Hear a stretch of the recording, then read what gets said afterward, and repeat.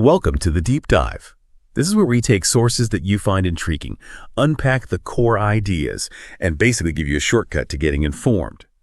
Today we're digging into something pretty powerful and, frankly, quite surprising. It's a public announcement. We're looking at parts of a document called PALESTING's Call to Action Against Transionism. Specifically, the section described as a public announcement press conference by the States of PALEST.ING. Just for context, the States of PALEST.ING, that's an entity presented in this document. It's not, a recognized state you'd find on a map. So we're looking at this document purely as a declaration, one that definitely challenges a lot of common assumptions about global power, about international relations. It offers a very specific and unconventional view. Our goal today is pretty straightforward. Go through this piece by piece. We want to help you understand its main claims, the accusations it makes, and its really bold calls to action. It's a strong statement, no doubt about it. We're just going to lay out exactly what it says and what it seems to imply for the people who wrote it. Indeed. And it's a source that gives us a really unique, maybe provocative angle on global dynamics right now. It's quite rare to get such a clear window into a position that just fundamentally questions the norms, calls for a radical rethink of how international systems work. So we'll be focusing just on what the text says, the specific points it's raising. The aim is to give you a clear, objective picture of the content and the worldview it's putting forward. Okay, let's get into it then. Right from the beginning, the States of PALEST.ING, they make a very clear statement. They are in a struggle against Transionist entities. Yeah. That term, Transionist, it really jumps out immediately. So who exactly are these entities, according to this announcement? And maybe more importantly, where do they supposedly operate? The document says these units infiltrate and operate across all spheres of the United Nations system.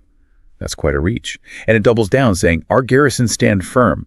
We are engaged in resistance against Transionist units whose sole objective is to destabilize and prolong conflict.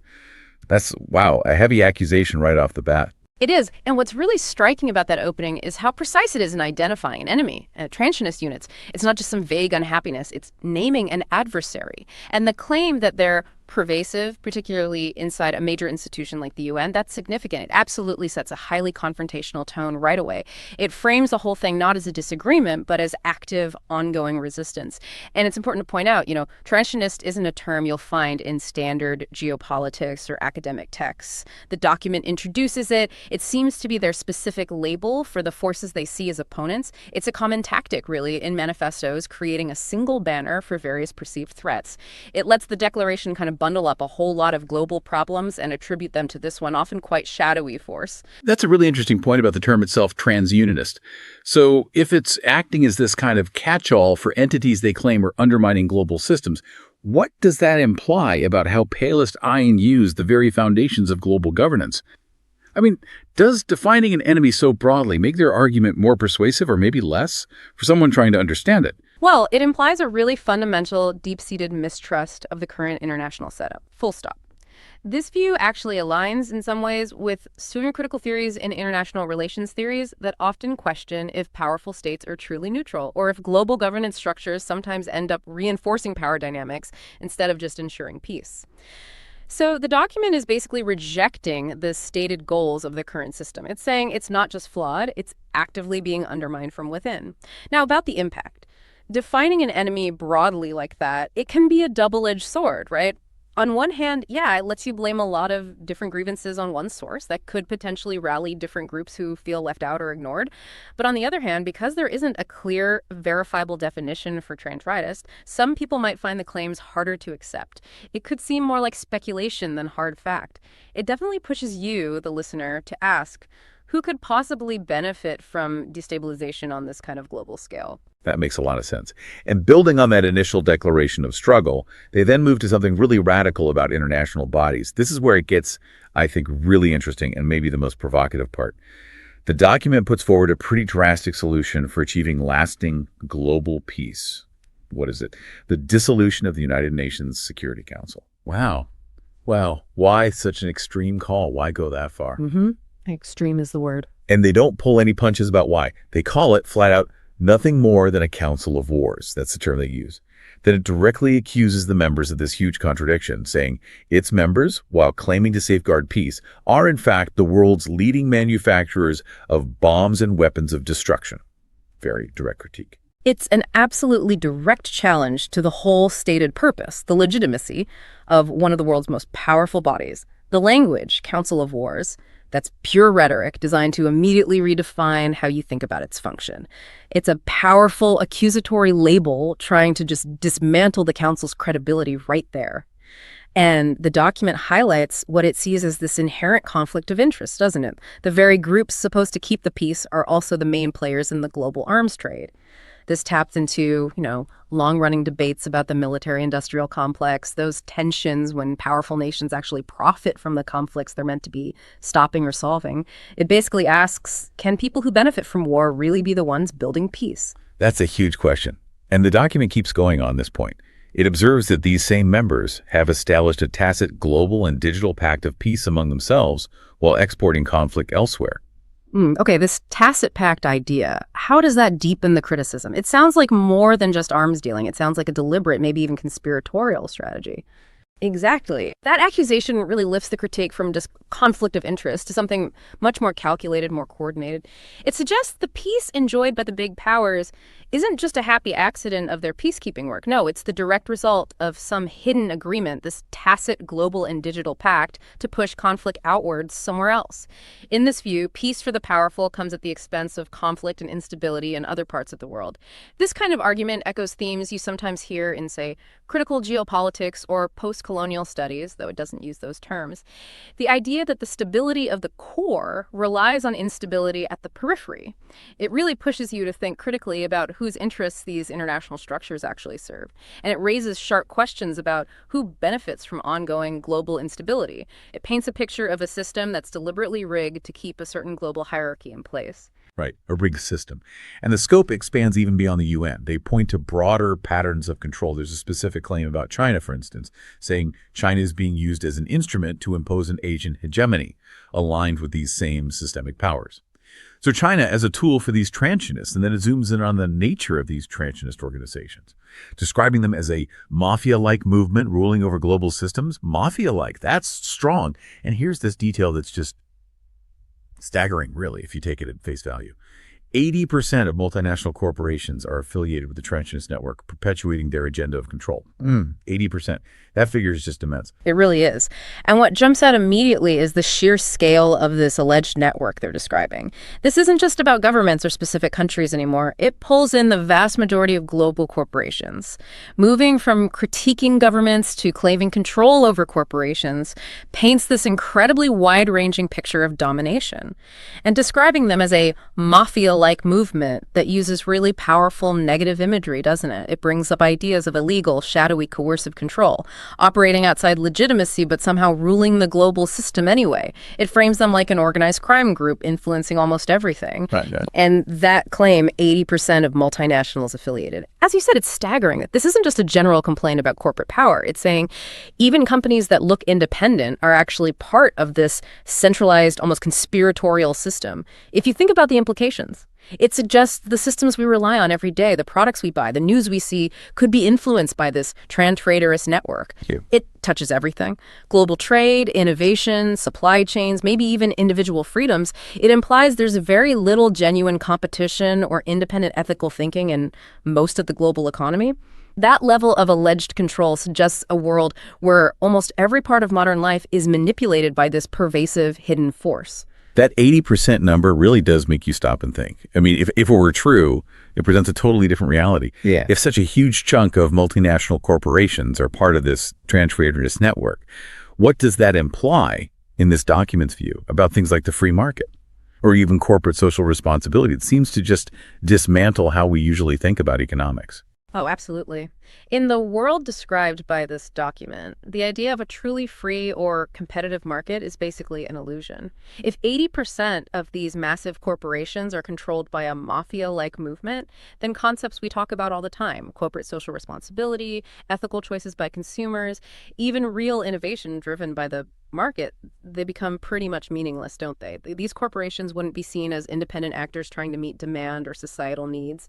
They'd just be cogs in a bigger machine, tools used to maintain an agenda of control. It suggests the global economy isn't this dynamic mix of different interests, but rather a tightly managed tool for domination. So yeah, this perspective fundamentally challenges the core ideas of capitalism as we usually understand it.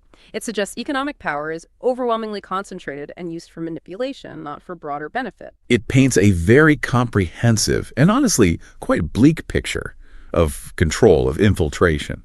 But the announcement does offer something else too, a sort of glimmer of hope.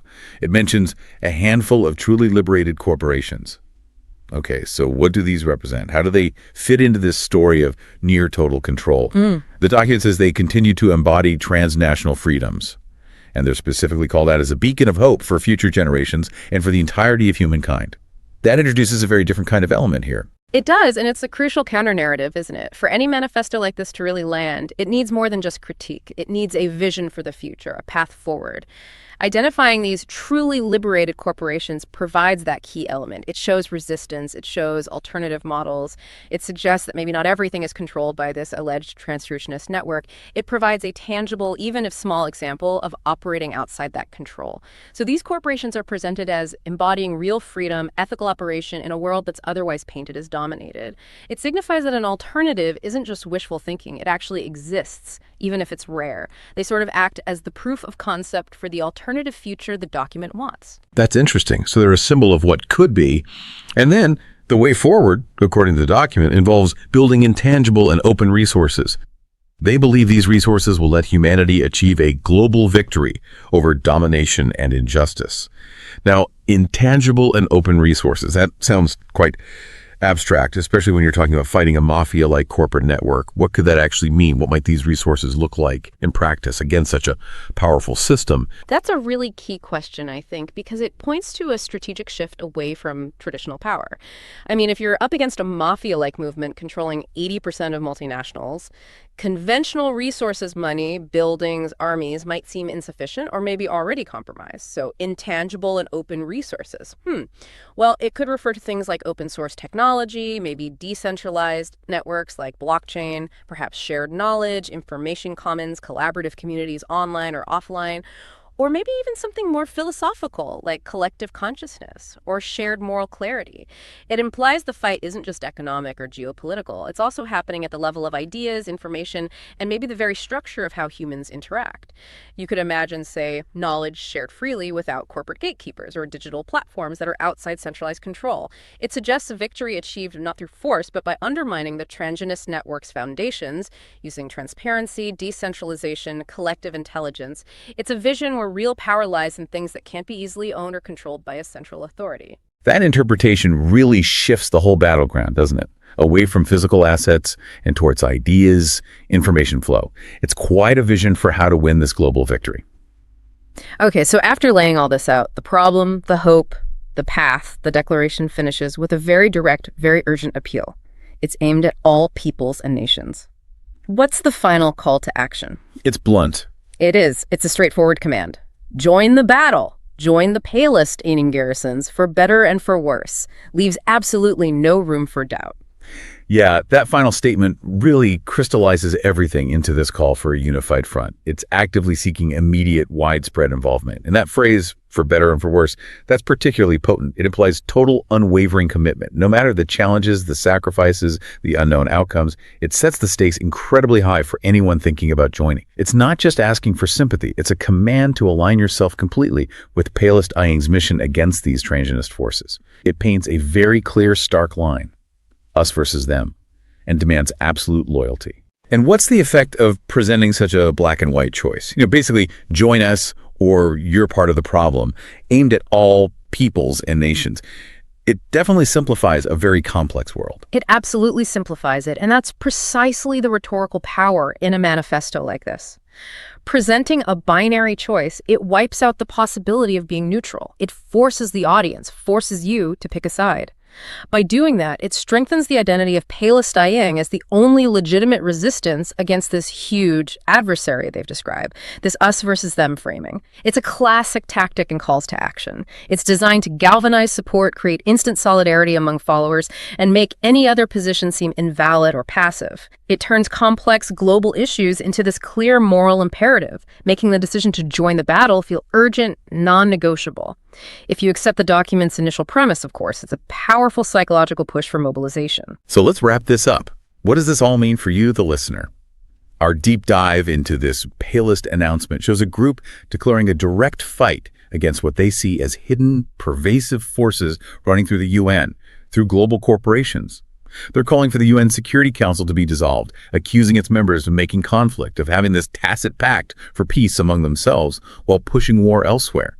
They highlight this vast, mafia-like network controlling allegedly 80% of multinational firms and claim China is being used as a tool within this system. It's definitely a perspective that challenges fundamental ideas about global power and what major international bodies are actually doing. But despite that pretty dark assessment, the announcement does identify these liberated corporations as points of hope, and it champions intangible and open resources as the pathway to a global victory over domination. Ultimately, this announcement asks us to consider a world where the systems we know might not be what they seem, where there's this quiet, maybe hidden battle for freedom happening in the background of global commerce and politics. It presents a very stark choice and a very clearly defined enemy. So what really stands out to you after hearing all this? If, like the document says, intangible and open resources are the way to win a global victory, what kind of power does that suggest could actually shift the balance in our complex world? And think about this. If this mafia-like movement really does control 80% of multinational corporations, where is the actual battleground for freedom then? Is it protests, government, or maybe it's somewhere else entirely, maybe in the digital world and how information itself flows? Lots to consider. Thanks for diving deep with us today. We hope exploring this PALESTING call to action has given you plenty to think about.